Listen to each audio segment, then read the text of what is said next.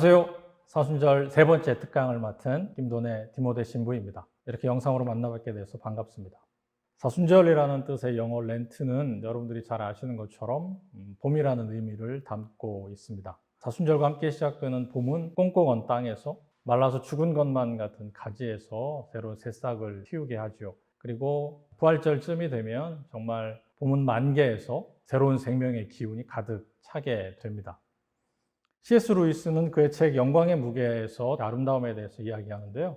아름다움을 보는 것만도 대단한 혜택이지만 우리는 그 정도에 만족하지 않습니다. 말로 표현하기는 어렵지만 다른 무언가를 원합니다. 우리가 보는 아름다움과 연합하고 그 안에 들어가고 그것을 우리 안에 받아들이고 그 안에 잠기고 그 일부가 되기를 원합니다. 봄을 사랑하는 사람들은 루이스의 말처럼 그냥 봄을 보는 것만으로 만족하지 않죠. 그런 사람들은 스스로 옷을 화려하게 차려입고 봄 안으로 뛰어들어갑니다. 봄의 일부가 되고 싶기 때문일 것입니다. 아름다움을 내 안에 담고 싶기도 하지만 내가 아름다움 그 자체가 되고 싶은 마음, 아름다움을 담고 싶기 때문일 것입니다. 우리 역시 주님 안으로 들어가서 주님을 받아들이고 주님 안에 잠기고 주님의 일부가 될 수 있기를 바랍니다. 벌써 사순 3주가 지나고 있습니다. 어떻게 여러분들이 사순절을 시작하면서 다짐하셨던 그 일들을 하나하나 해나가고 계신가요? 제 주변에는 술과 담배를 줄여보겠다 하시는 분들도 있었고요. 커피를 줄여보겠다 하시는 분들도 있었고, 드라마나 TV나 유튜브 같은 것들을 좀 덜 보겠다라고 하는 분들도 있었습니다. 자기를 얽매이고 있었던 어떤 삶의 형태를 이번 사순절을 통해서 좀 다르게 개선해 보고자 하는 마음들이 담겨져 있는 것 같았습니다. 하지만 이제 한 3주쯤 지나니까 사람들의 마음이 좀 느슨해져 가고 있는 것 같아요. 여러분들은 좀 어떠세요? 걱정하지 않으셔도 될 것 같습니다. 모든 인생이 그렇듯이 좀 늦었다 할 때 다시금 마음을 다잡고 새롭게 시작하면 되니까 말이죠. 계획은 하셨지만 실천하고 있지 못했던 분들이 있다면 이 시간을 빌려서 다시 한번 내가 어떠한 삶을, 또한 사순절을 보낼지 다시 계획할 수 있는 시간이 되셨으면 좋겠습니다. 오늘 제 이야기의 주제는 언제나 주님을 향하여입니다. 사순절은 무언가 하던 일을 중단하고 아니면 새롭게 어떠한 일들을 계획하기도 하고요. 급기와 선행과 절제들을 실천하고자 많은 분들이 다짐합니다.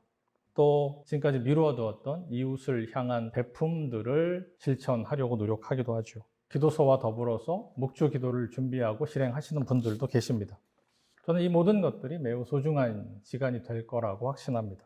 하지만 사순절에 무언가 해야 한다, 하지 말아야 한다라고 하는 일에 집중하다가 보면 매일의 일상이 조금 무거워지는 것이 사실입니다. 그런데 정작 그 시간이 지나다 보면 내가 왜 그 일들을 하고 있는지 잊고 있을 때가 있습니다. 너무 그 일들에만 집중하게 되기도 합니다. 요한일서 3장 16절을 보면 다음과 같이 이야기하고 있는데요. 그리스도께서는 우리를 위해서 당신의 목숨을 내놓으셨습니다. 이것으로 우리가 사랑이 무엇인지를 알게 되었습니다. 그러므로 우리도 형제들을 위해서 우리 목숨을 내놓아야 합니다. 우리가 사순절을 보내는 것은 단지 예수님의 고난을 흉내내고자 하는 것은 아닐 것입니다. 그럴 수도 없습니다. 우리가 예수님의 고난을 기억하고 부활을 고대하는 이 사순절은 우리의 삶의 좌표를 다시 한번 점검해 보는 시간입니다. 우리의 삶이 주님의 사랑에 기인하고 있는가? 바울로는 필리핀인들에게 보내는 편지에서 이렇게 이야기하고 있는데요. 내가 바라는 것은 그리스도를 알고 그리스도의 부활의 능력을 깨닫고 그리스도와 고난을 같이 나누고 그리스도와 같이 죽는 것입니다. 그러다가 마침내 죽은 자들 가운데서 다시 살아나기를 바랍니다. 나는 이 희망을 이미 이루었다는 것도 아니고 또 이미 완전한 사람이 되었다는 것도 아닙니다. 다만 나는 그것을 붙들려고 다름질 칠 뿐입니다. 그리스도께서 나를 붙드신 목적이 바로 이것입니다. 저는 이 같은 바울로의 고백에 위안을 얻습니다. 왜냐하면 그는 자신의 희망, 즉 그리스도와 함께 죽고자 했던 그 희망을 다 이루었다고 말하지 않습니다. 그리고 또 그 스스로가 이미 완전한 사람이 되었다고 말하는 것도 아닙니다. 이 위대한 바울로조차 하느님께 향하여 가는 과정인으로 살아가고 있다고 고백하고 있는 것입니다. 그리고 그는 이어서 또 다음과 같이 고백하는데요. 형제 여러분, 나는 그것을 이미 붙들었다고 생각하지 않습니다. 다만 나는 내 뒤에 있는 것을 잊고 앞에 있는 것만 바라보면서 목표를 향하여 달려갈 뿐입니다. 하나님께서는 그리스도 예수를 통하여 나를 부르셔서 높은 곳에 살게 하십니다. 이것이 나의 목표이며 내가 바라는 상입니다. 얼마 전에 이사를 와서 집에 커튼을 달기 위해서 이케아에 갔었습니다. 커튼과 커튼봉을 사가지고 주차장에서 나오면서 길을 모르니까 티맵을 켰습니다. 티맵에 자연스럽게 우리 집을 키워 나오는데 오던 길과는 다른 방향으로 가르쳐 주는 거예요. 그때 깨달았던 것이 티맵에 설정되어져 있는 우리 집이 내가 이사 오기 전 인천 집이라는 걸 알게 되었습니다. 우리가 어디로 향하여 가고 있는가? 우리가 올바른 목적지, 즉 주님에게 우리의 좌표가 설정되어 있어야만 우리는 하느님께 그가 준비하신 상을 받을 수 있습니다.